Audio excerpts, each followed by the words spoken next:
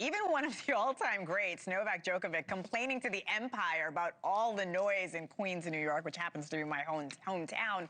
Christian, anything going to change in the long run when it comes to these noisy New Yorkers? Honestly, I'm not sure, and I feel like it might only get worse. The U.S. Open crowd is honestly like no other, specifically around Arthur Ashe Stadium. Being there myself, and especially compared to other tennis tournaments, there's just such like an ambient type of noise. It's really not like no other. People talking during points and having full-on conversations during rallies, which is not common at all. And I say that it's probably going to get a little bit worse in that regard because the U.S. Open specifically has been pushing having more influencers and having more celebrities there who might not be as tuned in with tennis or the tennis etiquette. So I expect it to be noisier for years to come. And if they want tennis to really make the world stage, I think they're just going to have to let more people in, and people are noisy. There's no doubt about that.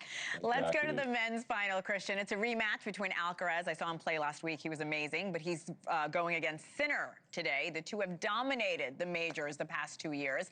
Who has the edge when it comes to this matchup? With this rivalry, obviously, as you can see, Carlos has the head-to-head edge 9-5, and technically he won their last meeting in Cincinnati. And I say technically because Jannik was forced to retire in that match due to an illness. But Jannik did win their last completed match at the Wimbledon Finals, and that was a very necessary win for him as he had lost his last 5 matches in a row to Carlos, including an epic Roland Garros final, which Alcaraz won in about 5.5 hours, where he saved 3 match points.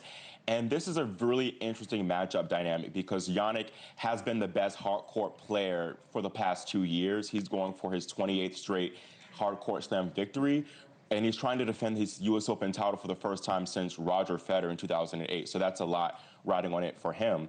Meanwhile, Carlos, I think this is going to be an important match for him to kind of establish himself as a player who can be right up there with Sinner on the hard courts, aside from the natural surfaces of a clay or grass. And he's trying to get his first U.S. Open title since 2022.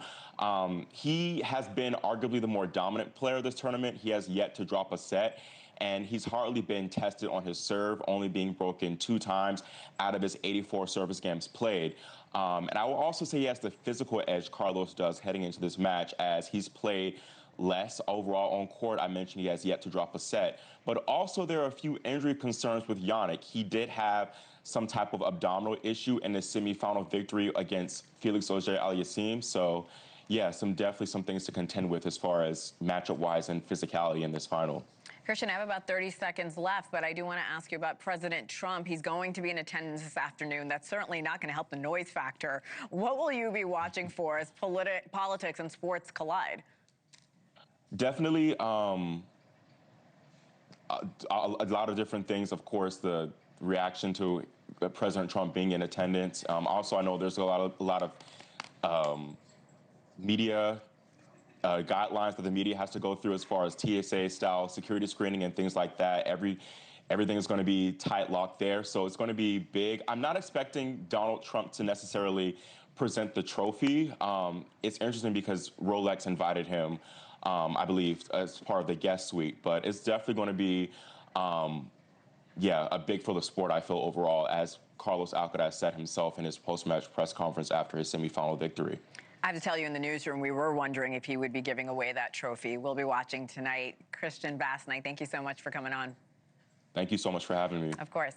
Thank you for watching. Subscribe below and download our NewsNation app right now on your phone, and you will get fact-based, unbiased news for all Americans.